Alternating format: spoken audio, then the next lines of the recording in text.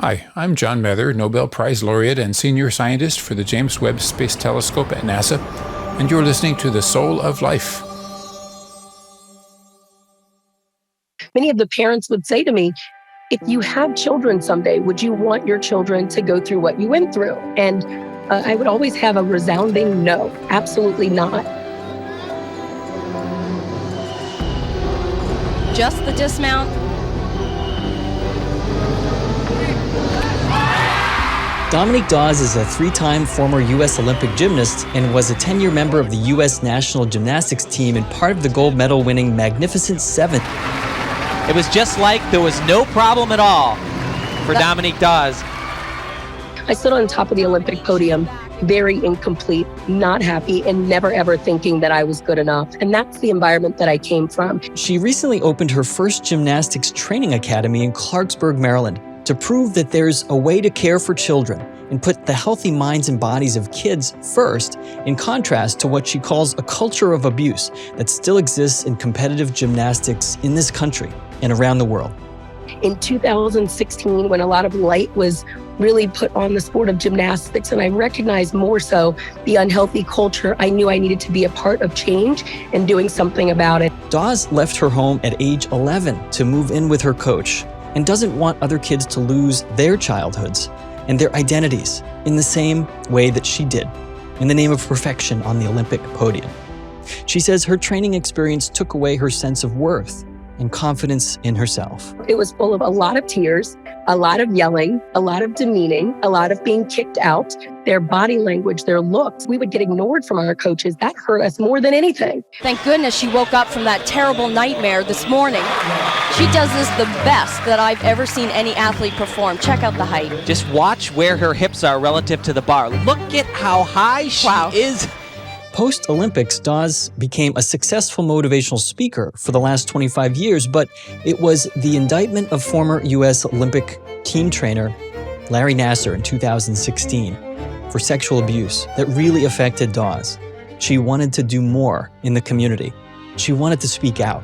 He was my Olympic team doctor in '96, as well as at the 2000 Olympics, and I knew him for nearly 10 years of my childhood. But her desire to speak up publicly about her own story didn't happen right away for Dawes, as she witnessed the difficulty that some of her teammates had with backlash for making accusations. This Olympic teammate of mine was very outspoken, and none of us got her back because we were all too fearful. We felt guilty being honest, and we felt as if, well, she's betraying the sport. Dawes has found the courage to lead now, and she is speaking out, contributing to the global effort to change the culture of gymnastics, starting with her own community. The floodgates broke, and gymnasts across the globe have been speaking out about their stories. The Dominique Dawes Gymnastic and Ninja Academy in Maryland is the result of Dominique's determination to set an example for healthy coaching. If it doesn't result in the Olympics or an NCAA college scholarship, I don't care. It is not about tearing a kid down to build them up. And that's what I went through as a child throughout my whole childhood.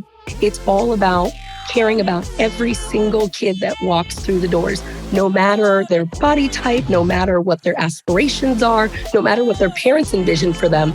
Every kid matters. Dawes is a powerful voice in the ongoing effort to save young children from being pushed by coaches or parents into unhealthy training programs. And she's making it all happen as a very busy mom to 4 young kids. You can see I'm looking at my 3 kids that are running around. The cool thing about this gym, I will say this, Keith, is it's a family business. She shares about her work with LeBron James and Maverick Carter as co-executive producers of a docuseries coming out this summer on Peacock about the women vying for a spot on the 2021 U.S. gymnastics team. It's called Golden. I'm excited to follow these Olympic hopefuls. It's not just about getting on the podium, but it's the journey that gets there. I can sort of tell she still gets a kick out of seeing the action in the Olympics, the beauty that unfolds watching elite gymnasts perform impossible Prada Nova vaults or a Yurchenko double pike. Of course, Simone Biles will dominate. Welcome to The Soul of Life. I'm Keith Miller, and this is episode 18 of season 2, Olympic gold medalist Dominique Dawes, Healthy Mind Gymnastics. I'm Keith Miller, and my podcast, The Soul of Life, is here to help you remember who you really are. I'll bring together people who have gotten off their treadmills. I'll have conversations with athletes, musicians, doctors, scientists, healers, and entrepreneurs to discuss the fascinating edges of our knowledge in neurobiology, psychology, and physics. This is the Soul of Life. Have you ever been in a position where you know that you or your family member really needs emotional support or marriage enrichment, but you find out how expensive it is to get access to high-quality, out-of-network professionals? Well, I've created the Soul of Life community just for this. At community.souloflifeshow.com, you can join for free and be part of a network of caring and supportive people having conversations that can bring healing to your soul. It's there that you'll find access to psychoeducational courses to deal with stress, anxiety, and relationship conflict. For example, right now I'm offering a 7-week immersive course for couples called Mindful Marriage that walks people through a mindfulness-based stress reduction curriculum I designed that really gives couples in conflict a map towards stability, trust, and deeper intimacy. Just go to community.souloflifeshow.com, check out the courses, and join for free to be part of the Soul of Life community of learners and soul seekers.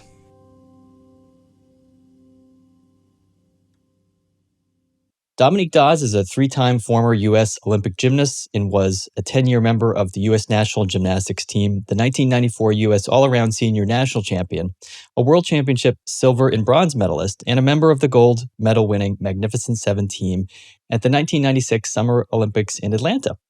Dawes is also an inspiration to a generation of girls as the first African-American woman to win an individual Olympic medal in artistic gymnastics, and the first Black person of any nationality or gender to win an Olympic gold medal in gymnastics. In 2020, she opened a gymnastics academy in Clarksburg, Maryland, and is here today to talk with me about her storied career and her current work teaching young athletes to have a healthy mind and body and to have fun. Welcome, Dominique. How are you? Thanks for having me on. I appreciate it. Yeah, you're welcome. Just a little fun fact. You grew up in Silver Spring, where I've lived for the past 15 years. Oh, exciting. Just north of DC, as a lot of people know, outside the Beltway. And fun fact, it's former home to Dave Chappelle and Goldie Hawn, a couple other notable people Nice. from, Silver Spring. Yeah. Tell us about the Dominique Dawes Gymnastics Academy. Well, I did grow up in the Silver Spring area. I feel as if we claim Sylvester Stallone too. I know. It's Is it funny. true? There's a grocery store that we go to, and apparently, across the street, it's right down the street from our house. And apparently that's where he lived. And people say this, and I really don't know. That's a big name that you forgot to mention. And I went to the Old Blair. So that's telling my age. So I went to the Old Blair, and I know Goldie Hawn went there, maybe Connie Chung and a few others. Right. My roots are in Silver Spring, but my first gym location is way out there in Clarksburg, Maryland. But for those that aren't familiar, it's not that bad of a drive from Silver Spring. You just go up north on 270, and we are right across from the Clarksburg outlets. I never would have envisioned ever at 44 years old, married with 4 very young kids, that I would be embarking upon this journey. However, in 2016, when a lot of light was really put on the sport of gymnastics, and I recognized more so the unhealthy culture, I knew I needed to be a part of change and doing something about it. And so we opened our first location July 2020 in the midst of the global pandemic. So Right. it's been a challenge, but we had made the commitment prior to, and the hundreds, actually now more than 1,000 families that have come through our doors, they have really had such a positive experience, a fruitful experience. Their kids are getting stronger, and more importantly for me, they're getting more confident. And so it's all been worthwhile to have this family business take off. It's amazing to have a go at this during the pandemic. How has that been? Because you rely on personal contact, right? You're doing hands-on work with these gymnasts. Yes, and children. many people were saying to us, we are so sorry that you're opening your doors during these tough times. And myself and my husband felt the same way too, because many people were afraid to come out of their homes. And so we were starting a business where we needed that face-to-face interaction, and we were going to work pretty closely with their children. And so a lot of people were concerned, and I understand that. And so week 1, month 2, things were really, really slow, where we would have 1 or 2 kids in a class, and parents, some of them were elated because they were their children were getting private lessons, and that wasn't the plan. So we've, of course, increased our numbers since then. A lot of our programs are waitlisted, but we are very COVID conscious. We make sure that kids are wearing properly fitted masks. We take temperatures. We do health screening checks. We do everything that we can to lessen a young kid's exposure. But more importantly, we are focusing on building the self-esteem of every young boy and young girl that walks through our doors. And many parents are very appreciative of what we're doing and our philosophy and our mission in making sure that their kids not only focus on their physical health and emotional health, but also their social health. We've heard from so many parents how their kids are struggling emotionally and struggling socially, and they are desperate for opportunities like this. And I'm thrilled and blessed to be able to provide something of this nature. It really is a blessing and a lighthouse for the community. And our kids started school in our public schools today. And Oh, so I wow. know, just how stunningly like It's needed. the need is to get out there and to have activities. So there's a way to do it. It's great to hear that you're finding a way to do it. And I think that's what we have to do is adapt. You mentioned your experience in gymnastics played a role in deciding to open up. I mean, there's gyms all across Maryland and our county.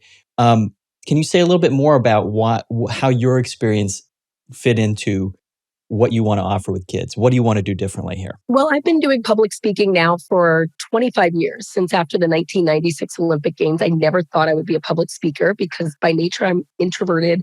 I never spoke up in school. And when I did the first time, I was laughed at because of my voice. And so I remember being a very timid child at school, but a little bit more explosive in the gymnastics setting. And throughout the majority of my speaking engagements, I would explain to the audience the road that it took, the journey, and the level of sacrifice and the physical and emotional toll. And I remember whenever I would open the floor for Q&A, many of the parents that were in the audience, and this is prior to me becoming a parent, many of the parents would say to me, if you have children someday, would you want your children to go through what you went through? And Right.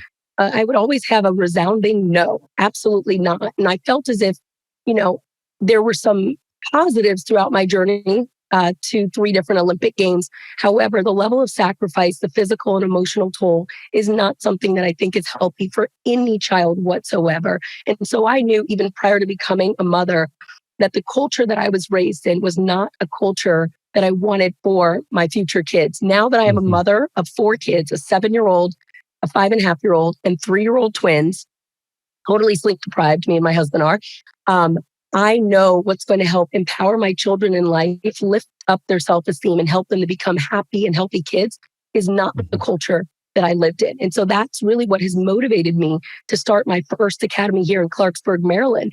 It's all about caring about every single kid that walks through the doors, no matter their body type, no matter what their aspirations are, no matter what their parents envision for them. Every kid matters, and it shows. My staff here are amazing. They're so kind, they're so courteous, and they truly care, and it shows. And so my motivation was really saying, I don't want my kids to go through what I went through. Right. And so I want to build something different. And if it doesn't result in the Olympics or an NCAA college scholarship, I don't care. It's all about them being happy and fulfilled kids that grow up to become happy and healthy adults. I mean, you clearly found your way through it, and you pushed through it. And I've even heard you explain how you're grateful for some of the things that happen in your life. Maybe not having your parents as involved as you might have wanted, or maybe that was a blessing. Maybe that allowed you to be a self-starter and push yourself. It also sounds like you didn't have. I mean, I guess I want to ask you. It wasn't like the Cobra Kai Academy, right? Like this, this popular Karate Kid sort of redo Yes, that's I've been on right watching now. on Netflix. Right. Yeah, right. Like it's. I'm 44. So I'm bad. turning 44 in July as well. Just Okay, so same with you. And Yep, 80s. it's just watching it's just fun to hear the music and watch but I mean, you succeeded in that environment, right? On the one hand, you succeeded and thrived, but maybe you're saying it wasn't quite that simple, right? Yes, it's not that simple. I think when people see that someone's achieved the Olympics or they get a college scholarship, they're standing on top of a podium, they make history, they become a professional athlete, they're smiling when the spotlight is on, that they think, wow, it was all worth it. That person's happy and fulfilled. I stood on top of the Olympic podium, very incomplete, not happy, and never ever thinking that I was good enough. And that's the environment that I came from. It was full of a lot of tears, a lot of yelling, a lot of demeaning, a lot of being kicked out, walking in never feeling as if I was good enough. And this is not something that only happened to me. It's something that a number of my teammates experience. And I know throughout our younger adult years, we used to kind of reminisce and laugh, but then internally be crying over what we went through. It's a trauma, right? I mean, I would say there's a significant amount of PTSD that a lot of gymnasts go through following their gymnastics careers. A lot of them are very committed to the sport of gymnastics, and their identity is so wrapped up in being just a gymnast. If you watch the HBO special that Michael Phelps did with regards to his rigorous schedule and what he went through as a swimmer, you really, as an Olympian and even an NCAA athlete like a gymnast, your focus is on training 5 to 7 hours a day when you're a young person. Right. I'm sure it's breaking some child labor laws if you ask me, because I really lived in the gym. My job was to train and try to get to the Olympic Games. As you mentioned earlier, my parents were not very involved because they thought that this was truly where I wanted to be. And as a child, I loved the sport of gymnastics. I wanted to be there.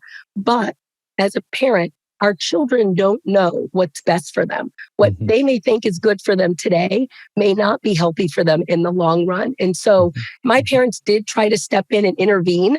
They did try to pull me out of the sport of gymnastics a number of times.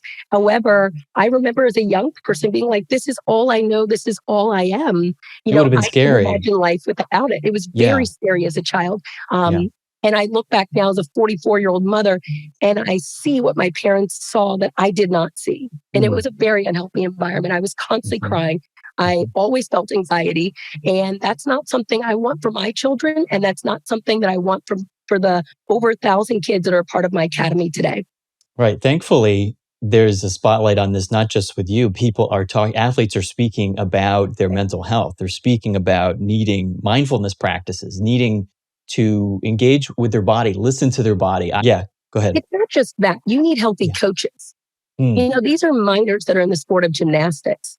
You need coaches out there that truly care about the athletes, that recognize that their words leave a lifelong impact on the athletes, their tone, their body language, their looks. I mean, the fact that I remember when we would get ignored from our coaches, that hurt us more than anything.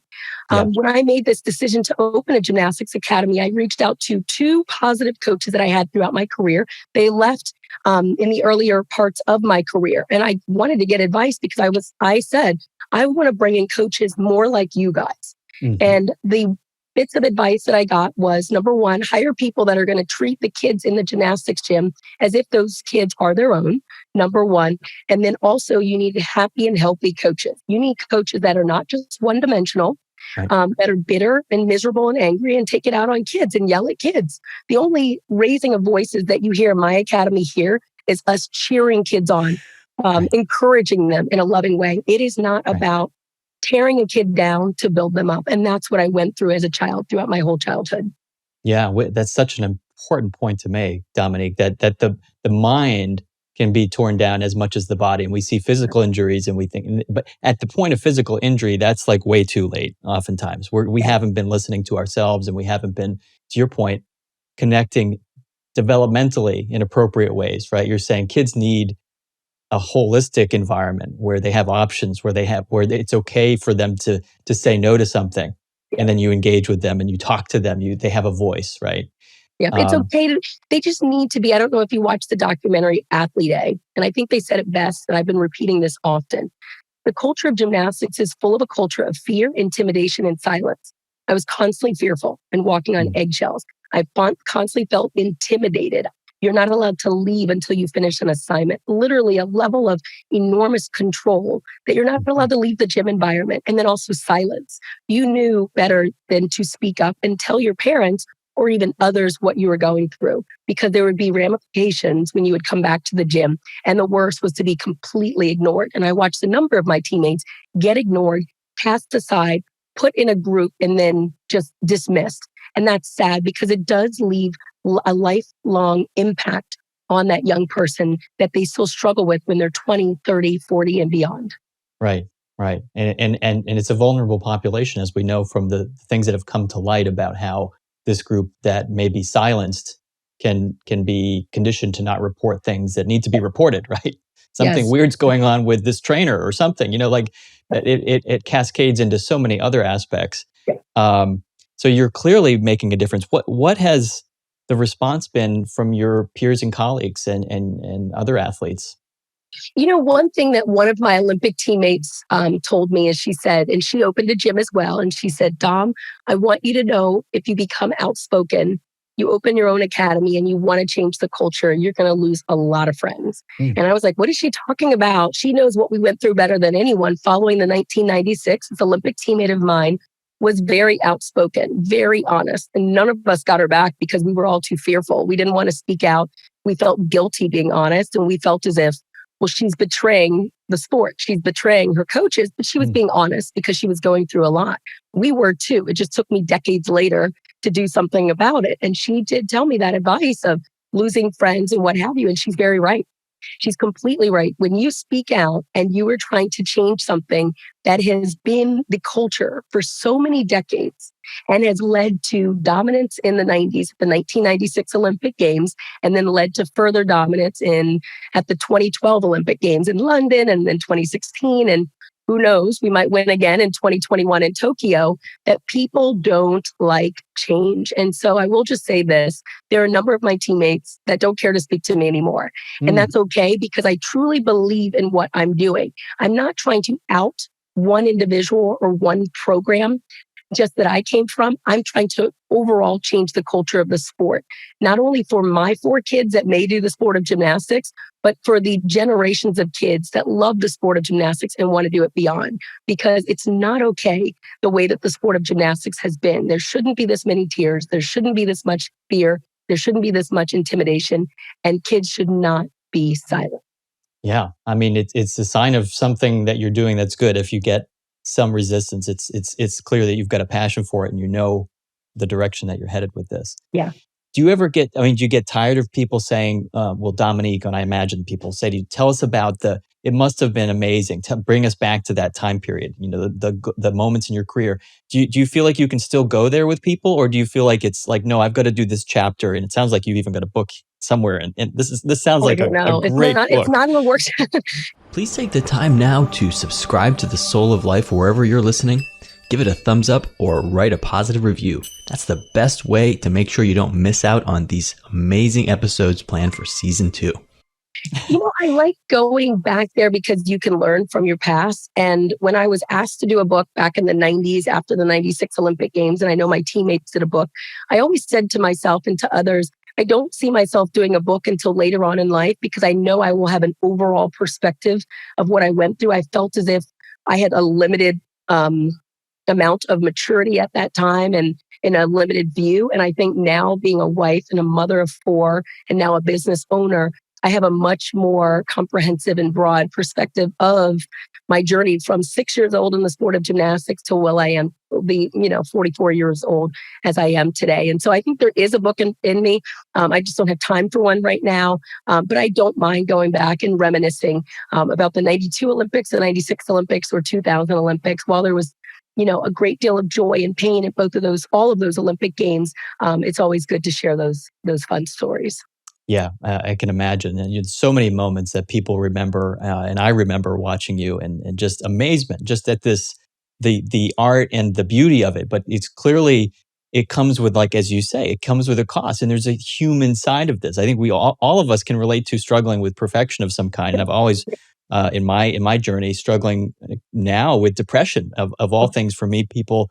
Of all people, of someone who has treated depression, it's hard for me to get on the other side of the couch as a treatment provider. Yeah. Realizing that these things play a role in our mental landscape, the weather patterns of our mind, right? Yeah. But I remember just seeing, even my son and I were watching the Olympic skiing, where they're doing all these. Aerial. It's a 70-degree pitch that they're hitting at 40 miles an hour. And that there is a death-defying aspect that they could land wrong and kill themselves. Yeah. And yet that's not being spoken about. Or we could talk about wrestling. We could talk about other sports where you are putting the body in a position, either over a long period of time or over a close period of time. Mm-hmm. It's not really meant to be in. Yeah.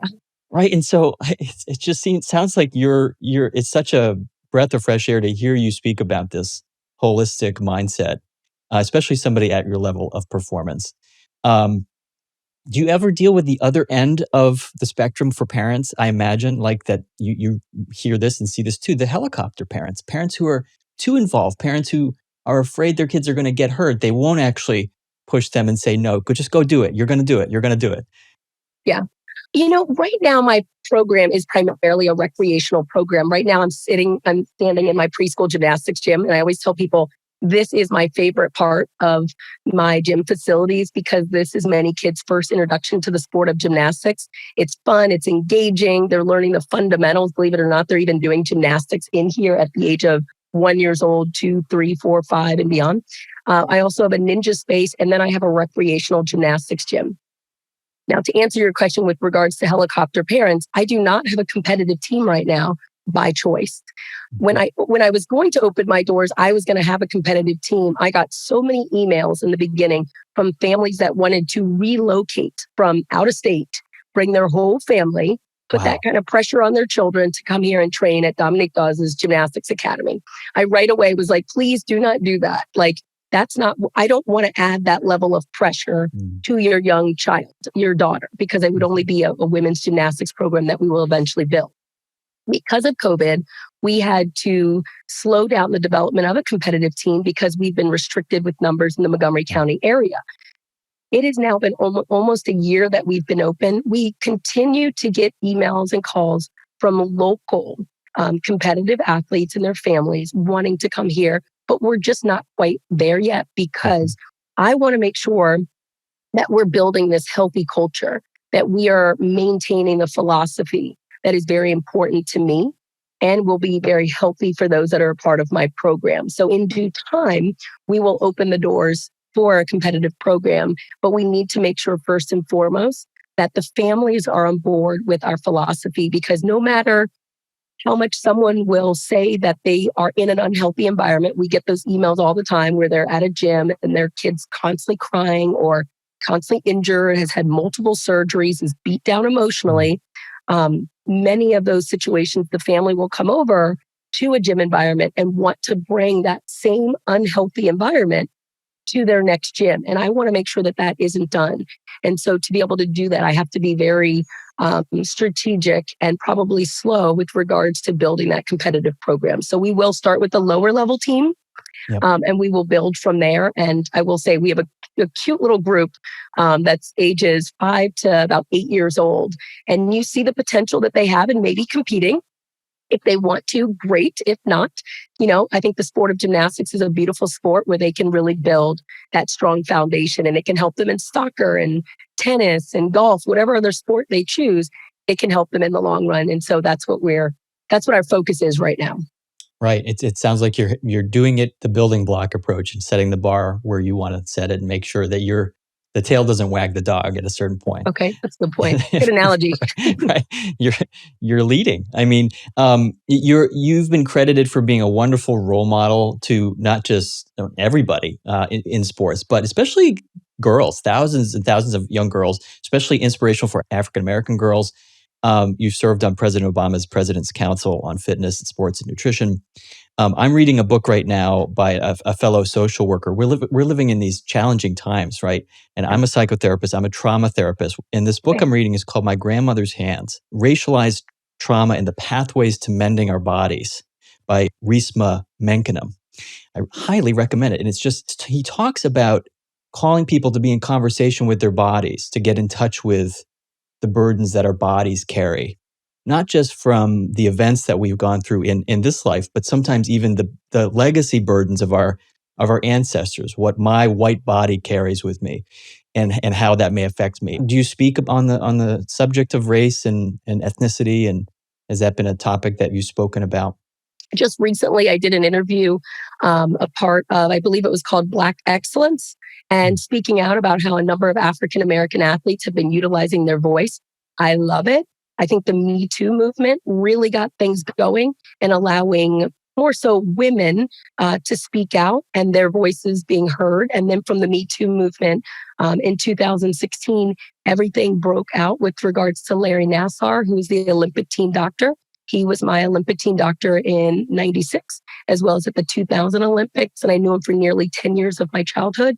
And so the hundreds of survivors that spoke out about the years of sexual abuse that he violated those women, their voices were heard. And I think that's why we are where we're at today with regards to changing the culture in the sport of gymnastics, because, the floodgates broke, and then gymnasts across the globe have been speaking out about their stories, not necessarily solely sexual abuse, but physical, verbal, emotional, mental abuse that they went through for years and years at the hands of their coaches at their home gyms.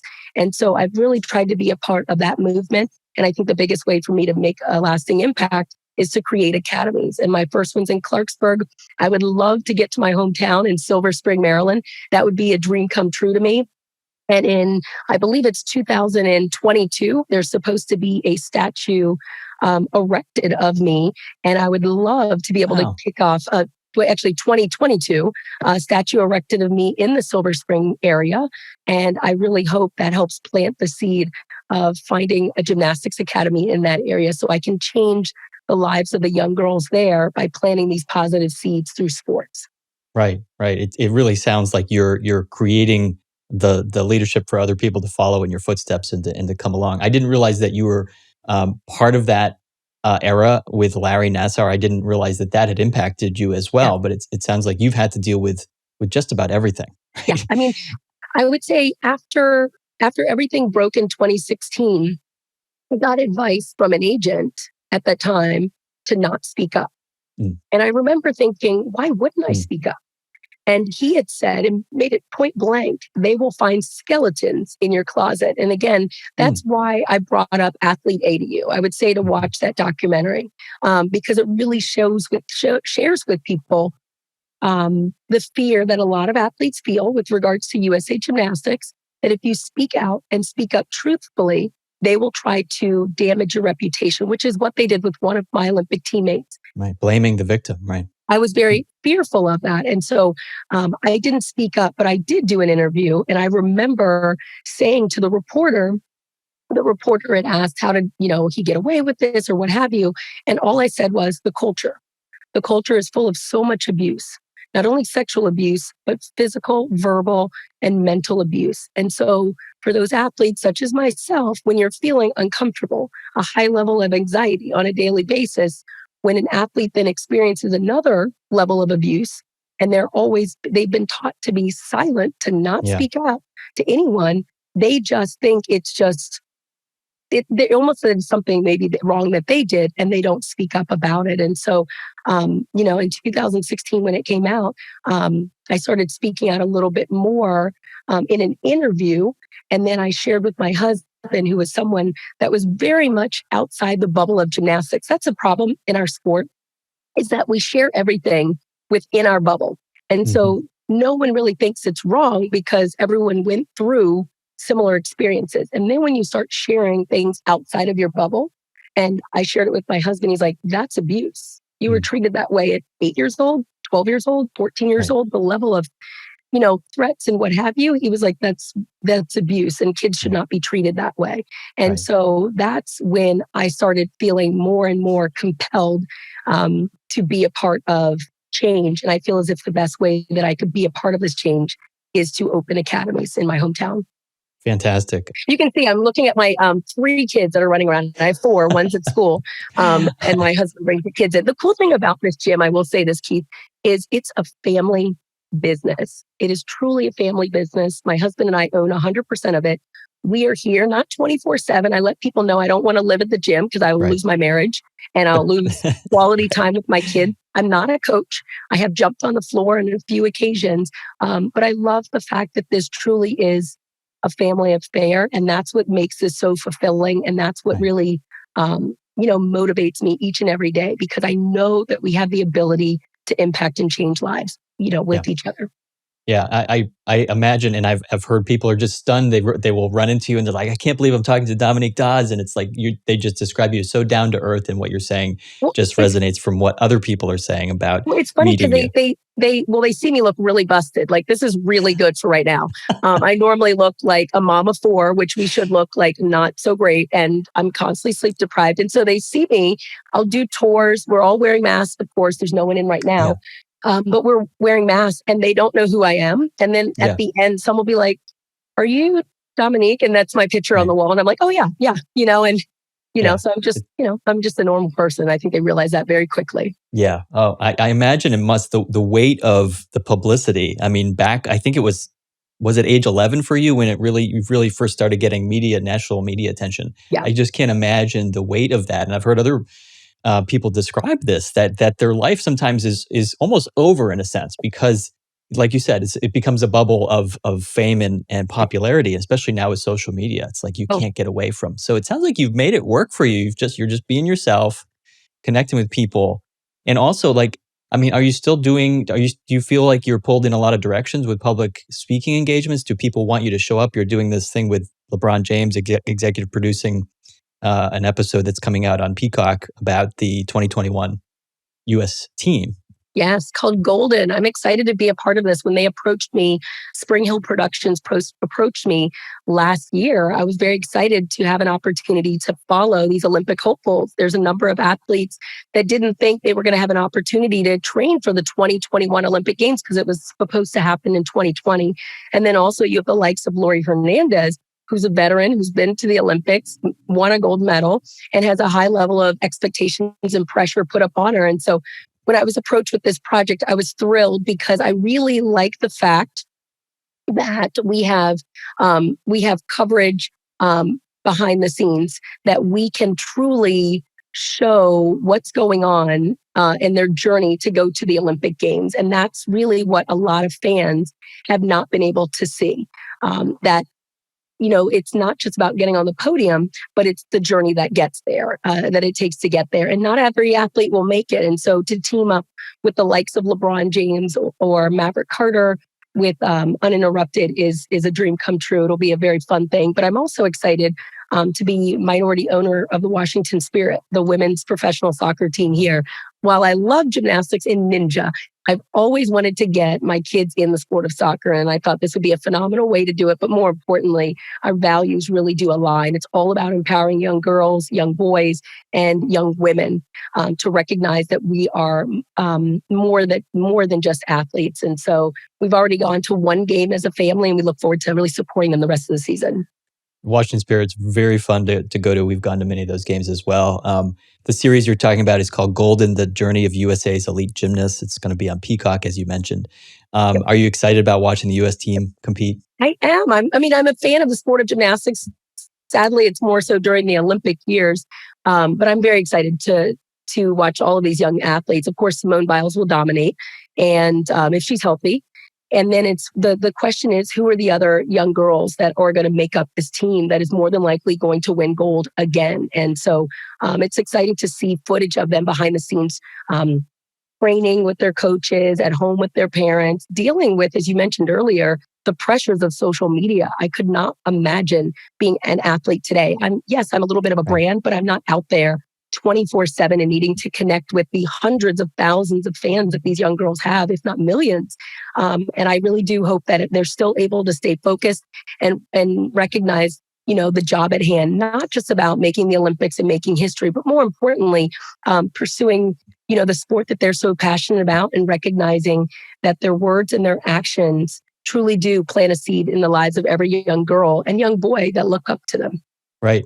And you just reminded me, if we can go back to coaching for a minute, I've really admired some of the coaches of like NCAA athletics who've realized that they're coaching. These are children, right? They're teenagers. And so they're young men and young women on these nationally recognized teams. And many of them, some of them are superstars, right? Nationally. And people are betting money on some of these names, right? It's at that level.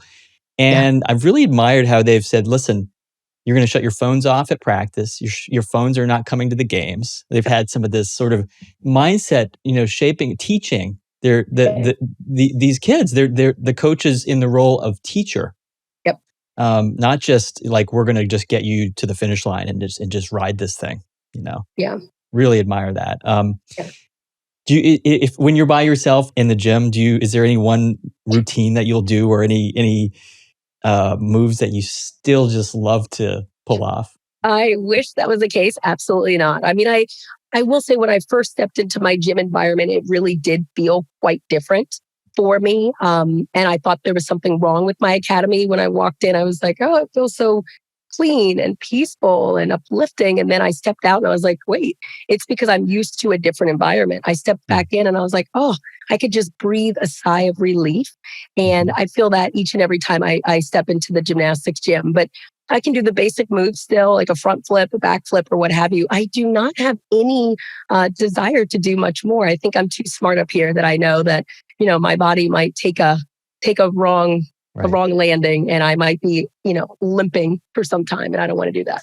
Right. Well, certainly a sign that you have wisdom and experience and a lot of heart as well. I just want to applaud you and encourage people to find out about you and your academy. Is there anything else you want people to find out about?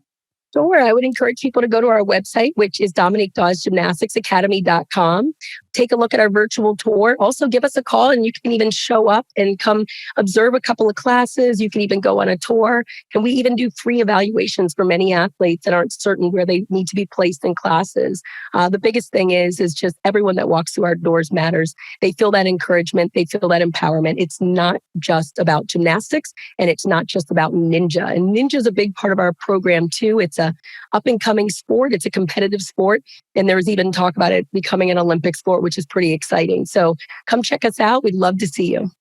Can you say one thing about how ninja is different, or how would you describe it for somebody that is never heard of that? Yes. Well, our ninja program, if anyone's ever seen American Ninja Warrior, it's very similar to that. There's a great deal of obstacles, working on a great deal of upper body strength, balance, strength, coordination, you name it. Kids are even working on their cardiovascular system as well. It's an hour-long class for the most part. It's fun. It's very much like an indoor playground, but yet they are working on some fundamentals that'll help them in any sport that they're pursuing. If they're a baseball player, lacrosse player, basketball player, swimmer even, I would encourage ninja training because ninja is really helping them work on their strength, their conditioning, their body control in a fun way. Right. Very cool. So much of what you're doing. I'm so impressed. Dominique Dawes, thank you so much for being with me today. Great. Thank you so much, Keith. I appreciate it. Hey, I've started a community for Soul of Life fans interested in talking about episodes or getting more information about some of my teaching on IFS, mindfulness, and relationship growth. Head on over to community.souloflifeshow to get access to this group of really cool people just like you who care about the show and want to talk about episodes or hear more, get access to courses and support each other through life. That's what this is all about. Please leave an iTunes rating for the show and subscribe now wherever you listen to get more soul in your life. I like it and it's not harsh to my eardrum. All right, I will go.